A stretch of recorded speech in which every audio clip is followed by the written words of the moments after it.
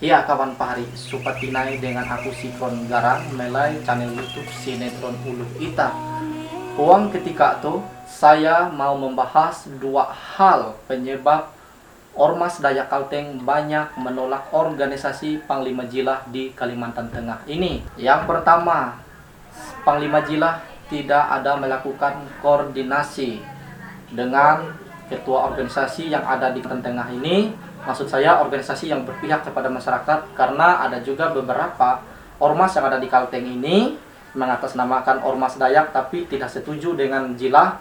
Itu saya skipkan mereka, tapi kepada orang-orang yang memang berpihak kepada masyarakat itu yang harus Panglima Jilah melakukan koordinasi. Karena begini, beberapa waktu lalu saya ada menyimpulkan dari komentar di sosial media serta ada ngobrol secara langsung dengan beberapa tokoh. Ternyata mereka mengatakan, saya simpulkan, sebenarnya mereka tidak menolak tujuan Jilah, tetapi Panglima Jilah ini tidak ada melakukan koordinasi dengan mereka. Bukan mereka gila hormat atau meminta hormat, tapi kembali lagi Panglima Jilah ini orang yang punya pengaruh, punya masa yang cukup besar dan berwawasan luas. Otomatis Panglima Jilah ini sebagai orang Dayak tentunya memiliki etika atau sopan santun ketika dia memasukkan organisasinya di Kalimantan Tengah ini. Karena begini, beberapa waktu lalu Panglima Jilah ini banyak yang mengaguminya, tetapi ketika Panglima Jilah sudah mulai besar, namanya otomatis anginnya sudah mulai besar juga. Oleh sebab itu jangan heran kalau ada orang-orang yang tidak suka dengan Panglima Jilah. Ketika Panglima Jilah masuk di Kalimantan Tengah ini, entah apa alasan mereka, yang pasti saya ketahui Panglima Jilah tidak ada melakukan koordinasi dengan beberapa pihak. Mungkin ada dengan organisasi-organisasi yang ada di Kalimantan Tengah ini, tetapi tidak ke beberapa tokoh. Yang keduanya, Panglima Jilah mendirikan Pantak. Pantak itu merupakan salah satu budaya di Kalimantan Barat, di mana Panglima Jilah ketika dia mendirikan organisasinya di Kalimantan Tengah ini, dia membawa budaya di sana tanpa seizin orang-orang yang ada di Kalimantan Tengah ini.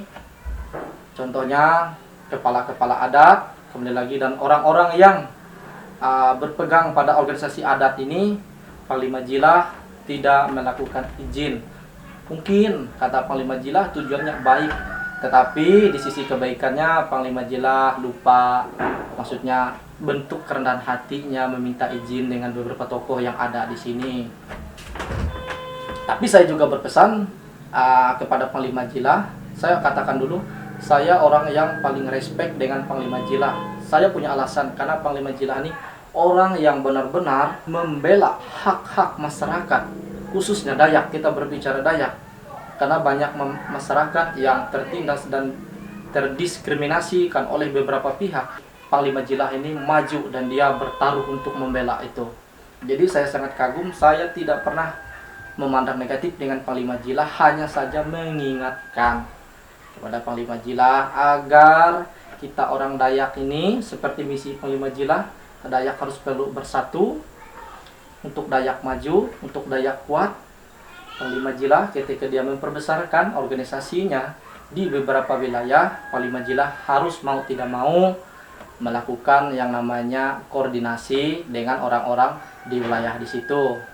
Tapi Panglima Jilah perlu ketahui, mungkin banyak yang benci Panglima Jilah, tetapi saya katakan juga banyak juga orang di Kalteng ini yang respect dengan Panglima Jilah, terutama saya. Jadi Panglima Jilah ini yang saya lihat Panglima yang seimbang, pintar, harati, bahani, tuntang, pangaji.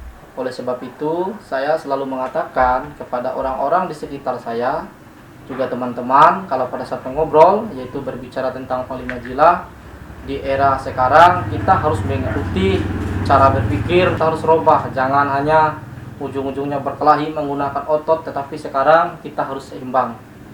Ya, kita harus hidup di era zaman sekarang, harus menggunakan cara berpikir kita yang baik, yang bagus, pendidikan, wawasan, keberanian untuk kita membela Dayak ini. Jadi harapan saya kepada Panglima Jilah, lakukan tugas besar Anda membela masyarakat Dayak ini, membela hak-hak Dayak, juga membela atau menyelamatkan hutan Dayak ini yang dirampas oleh tangan oknum-oknum yang tidak bertanggung jawab demi kepentingan pribadi. Karena inilah yang saya lihat visi misi Panglima Jila ini, tugas besarnya. Siapa tahu melalui video ini bisa menyampaikan kepada Panglima Jila atau untuk menjembatani Panglima Jila dengan orang-orang yang ada di Kalteng ini atas kesalahpahaman atau kemiskomunikasinya.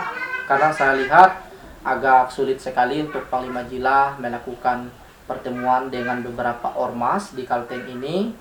Tetapi saya katakan tidak semua ormas di Kalteng ini yang tidak suka dengan Panglima Jila, tetapi ada ormas-ormas juga yang memang tidak suka dengan Panglima Jila dan tidak berpihak dengan masyarakat yang ada di Kalimantan Tengah ini karena itu kepentingan politik. Sekian video dari saya, mohon maaf jika ada salah kata, mohon maaf juga jika ada salah kalimat cara penyampaian saya dalam video ini. Salam respect buat Panglima Jila dari saya.